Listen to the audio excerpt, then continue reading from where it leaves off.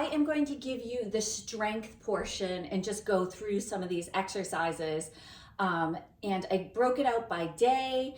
You can modify how you're feeling, swap in different days in and out, but I just want to make sure you have the correct form and all that stuff on the strengths.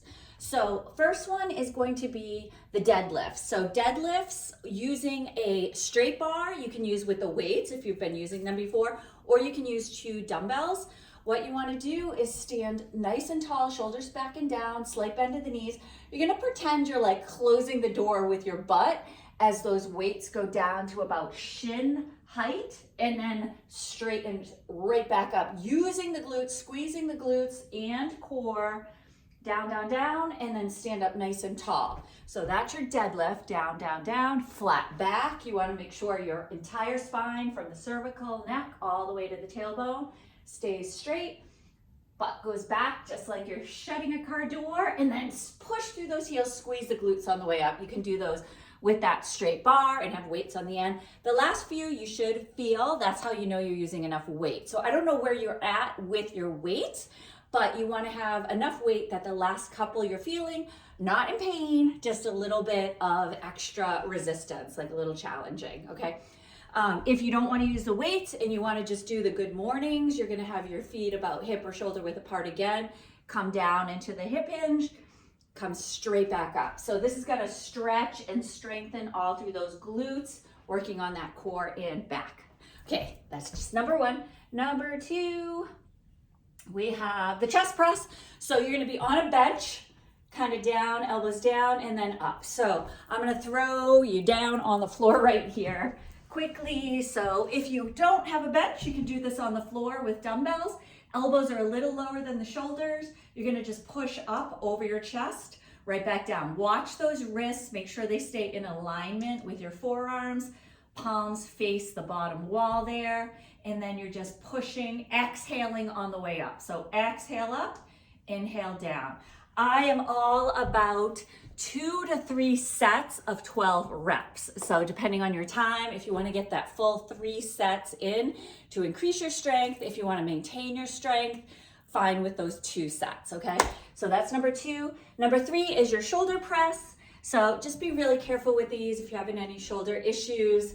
Elbows out, they're going a little lower than the shoulders, palms face forward. You're just going to come straight up and straight down.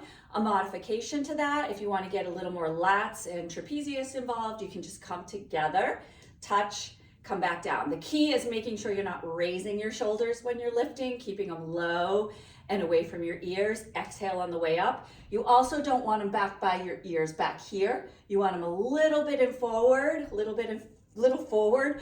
That'll take a little bit of pressure off the joints in the shoulders as well. So I'm doing about 8 pounds. You can decide what you want for that overhead, where the last couple seem to get a little more challenging.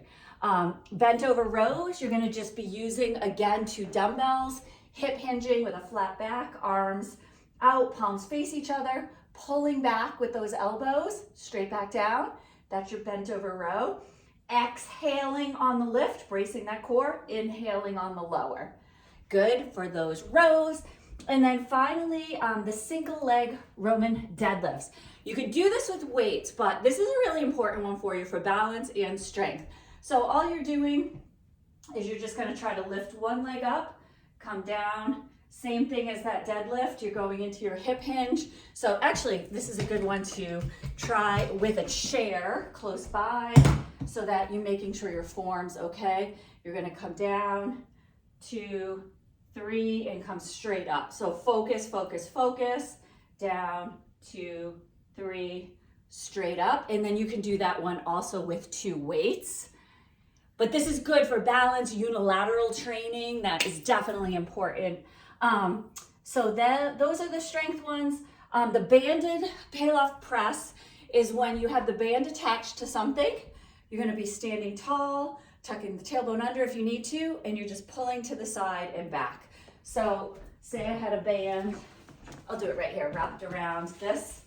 You would have it as an anchor, arms are straight out. You're pulling right across. This one's a little high. You should be about hip level on these. Maybe a little bit higher. So you're about hip level, straight out with those arms, come right across, and then back to center. This is a great core one. Try to keep your hips and belly button forward so you're getting that rotation through that waistline. Good. And making sure you're bracing or engaging your core. You know your planks, but just be really careful on your plank. You don't want your butt in the air too high or too low. You want to tuck the tailbone under, hold that. Nice engaged core.